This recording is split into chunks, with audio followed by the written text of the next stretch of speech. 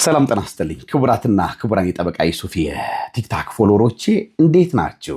ባልና ሚስት ትዳር ውስጥ ከመግባታቸው በፊት የግል ንብረቶቻቸውን ሊያስመዘግቡ ሊያገሉ ይችላሉ። እንደዚሁም ደግሞ ትዳር ውስጥ ከገቡም በኋላ የግል ንብረታቸውን እርግጠኛ እንዲሆኑ የብቻቸው የሚያደርጉበት አግባብ አለ። እነዚህ ሁለቱ አግባቦች ይለያያሉ። ምንድናቸው የሚለውን ነው የምነግራችሁ። እንግዲህ ባልና ሚስት ከመጋባታቸው በፊት አስቀድመው ያፈሩትን ንብረት የሚንቀሳቀስ ንብረት ማይንቀሳቀስ ንብረት በኋላ ከሚመጣ ጭቅጭቅና የፍርድ ቤት መጓተት ለመዳንና ማስረጃውን እርግጠኛ ለማድረግ በሰነዶች ማረጋገጫና ምዝገባ ጽሕፈት ቤት ወይም በውልና ማስረጃ፣ በክፍለ ሀገሮች ከሆነ ደግሞ በፍትህ ጽሕፈት ቤቶች፣ በአቃቢ ሕግ ጽሕፈት ቤት በባል በኩል 2 ምስክር በሚስት በኩል 2 ምስክር አድርገው ማንኛውንም የሚንቀሳቀስም የማይንቀሳቀስም ንብረታቸውን የግል መሆኑን መፈራረም ይችላሉ፣ ማግለል ይችላሉ። እንደዚሁም ደግሞ ትዳር ውስጥ ከገቡ በኋላ እና ጋብቻ ከፈጸሙ በኋላ በውልና ማስረጃ ማድረግ አይችሉም። የሚደረገው የትኛውም ትዳር ውስጥ ሆነው ባልና ሚስት የሚያደርጓቸው የንብረትን የተመለከቱ ስምምነቶች በፍርድ ቤት ካልጸደቁ በስተቀር ተቀባይነት አይኖራቸውም። ከተጋቡ በኋላ በፍርድ ቤት በሚደረግ ፍርድ ቤት በማጸደቅ ያ ንብረት የአንደኛው ተጋቢ ብቻ የግል ንብረት መሆኑን ማጸደቅ ይችላሉ ማለት ነው። በሁለት መንገድ ነው ማጸደቅ የሚችሉት። ልዩነቱ ምንድነው? ከጋብቻ በፊት ሲሆንና ጋብቻ ውስጥ እያሉ ሲሆን፣ ጋብቻ ውስጥ እያሉ ሲሆን ፍርድ ቤት ነው መጽደቅ ያለበት። ከጋብቻ በፊት ሲሆን ደግሞ ሰነዶች ማረጋገጫና ምዝገባ ጽሕፈት ቤት ወይም ደግሞ ውልና ማስረጃ ነው የሚያደርጉት ማለት ነው። ይሄ ጠቀሜታው ምንድነው? አንድ ንብረት ከጋብቻ በፊት የተፈራ ስለመሆኑ መኪናም ከሆነ የተገዛበት ዓመተ ምህረት አለ፣ ሊብሬው ላይ በቀላሉ ማየት ይቻላል። ቦታም ከሆነ ቤት ከሆነ ደግሞ ቤቱ የተሰራበት ሰነዶች ይኖራሉ፣ እንደዚሁም ደግሞ ካርታው ይኖራል። ምንድነው ጠቀሜታው የሚል ይነሳል። እንግዲህ ብዙ ጊዜ ይሄ የሚሆነው ምንድነው? ለአንዴና ለመጨረሻ ጊዜ ጉዳዩን ለመግደል ነው። ሌላኛው የትዳር አጋር ጉጉት እንዳይኖረው ነው።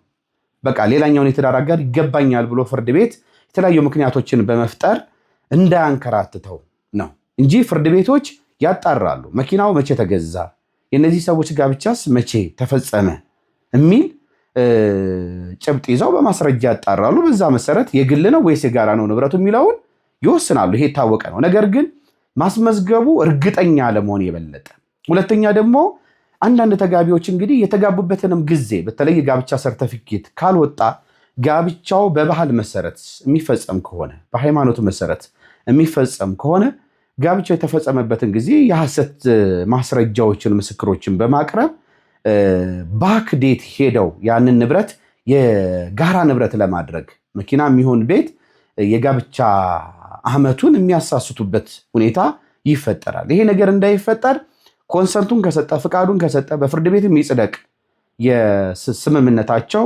በሰነዶች ማረጋገጫና ምዝገባ ጽሕፈት ቤት የሚጽደቅ ያንን ከፈረመ አለቀ፣ ወይም ከፈረመች አለቀ። አትጓጓም ወይም አይጓጓም። ኑሯቸውም አንደኛ በመጠራጠር ላይ የተመሰረተ አይሆንም፣ ሰላማዊ ሆነው ይኖራሉ። ነገር ግን በማህበረሰባችን ዘንድ አንድ ችግር አለ። እንግዲህ ባለትዳሮች ሊጋቡ ነው፣ ፍቅሩ አለ፣ ትዳር ውስጥ ለመግባት ጉጉቱ አለ፣ ዝግጅቱ አለ። በሁለቱም በኩል ደግሞ ወዳጅ ዘመድ አለ፣ ቤተሰብ አለ እና ብዙ ጊዜ የሚነሳው ጭቅጭቅ ምንድነው? ንብረት አስመዝግበን እንግባ ሲባል አንቺ ከኔ የበለጠ ንብረት ነው ወይ የምታስቀድሚ? ወይም ደግሞ አንተ ከኔ የበለጠ ንብረት ነው ወይ የሚያሳስብህ? ፍቅሩ አይደለም ወይ የሚያሳስብህ? አብሮ የሚያስኖርን በሚል ሰዎች ከመጋባታቸው በፊት ችግር ሲፈጥሩ ይስተዋላል። ነገር ግን ይሄ መሆን መቻል የለበትም። ምክንያቱም የሚወዳት ከሆነ ወይም የምትወደው ከሆነ ምን ችግር አለው? ያን የንብረት ስምምነት አድርገው ቢገቡ ለሁሉም ሴፍ ነው። አልበላሽም ምን አመጣው አይነት ነገር ነው። እንግዲህ የማያስብ ከሆነ ወይም ደግሞ የማታስብ ከሆነ ያንን ንብረት ላይ ክሌም ማድረግ በኋላ መጠየቅ ልካፈል ያለፋችበትን ወይም ያለፋበትን ልካፈል ማትል ከሆነ ዛሬ እንደ ቀላል ነገር ወስዳው በዘመናዊነት አስተሳሰብ ወይም ወስዶት ቢፈርምላት ወይም ብትፈርምለት ነገ ጠዋት የሚኖራቸው ህይወት ሰላማዊ ህይወት ይሆናልና ይሄ ማህበረሰባችን ጋር የግንዛቤ ችግር አለ። አንድ ሰው ጋብቻ ከመፈጸሙ በፊት ያለኝን ንብረት ላስመዝግብ ወይም ስትለው ወይም ደግሞ ሲላት ቅር ሊል አይገባም። የሚዋደድ ሰው ያንን ነው ማድረግ መቻል ያለበት። ኦኬ ደስ ይበልህ፣ ችግር የለውም። ወደፊት ለፍተን የምናገኘው የጋራችን ይሆናል። አሁን ግን በፊት የነበረውን ያለፋውበትም ከጋብቻ በፊት ለፍተህ ያገኘኸው ነው፣ ለፍተሽ ያገኘሽው ነው። ብፈርምልሽ ምንም ችግር የለውም። ይሄንን ጥያቄ ማንሳትህ ለእኔ ፍቅር እንደሌለህ ወይም እንደሌለሽ የሚያሳይ አይደለም በሚል አክሰብት መደረግ መቻል አለበት። እና ታርጌት አድርገው የሚገቡ ሰዎች አሉ። በሌላ በኩል በቃ ንብረት አላት ወይም ደግሞ ንብረት አለው እንደምንም ብዬ የሆነ ነገር 1 ዓመት 2 ዓመት ቆይቼ ቦጭቄ እወጣለሁ፣ ወልጄ የሆነ ነገር አደርጋለሁ ብለው ታርጌት አድርገው የሚገቡ ሰዎች ስላሉ እውነተኛ አንዳንዴም እነዚህ ሰዎች እውነተኛ አፍቃሪ ናቸው ወይ? እውነት ፍቅርም ብለው ትዳርም ብለው ነው ወይ የመጡት?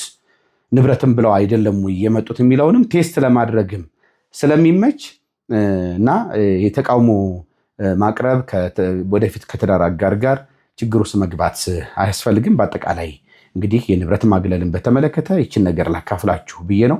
መሰል የህግ ትንታኔዎች፣ የህግ ምክሮች፣ የህግ መረጃዎች እንዲደርሷችሁ የጠበቃ ዩሱፍ የቲክታክ ቻናሌን ፎሎ ማድረግ አትርሱ። እንደዚሁም ወደ ዩቲዩብ ጎራ ብትሉ ደግሞ በአይነቱ ለየት ያለ ከ160,000 ሰብስክራይበር በላይ ያለው ከ850 ቪዲዮዎች በላይ የህግ መረጃዎች፣ የህግ ትንታኔዎች፣ የህግ ምክሮች ያሉበት ጠበቃ ዩሱፍ የዩቲዩብ ቻናልን መቀላቀል ትችላላችሁ። ሰብስክራይብ አድርጋችሁ ቤተሰብ መሆን ትችላላችሁ። የተከበራችሁ ፕሮግራሜ ተከታታዮች በሌላ የህግ ምክር፣ የህግ መረጃ እስከምንገናኝ ድረስ መልካም ጊዜ እንዲሆንላችሁ እመኛለሁ። ባባይ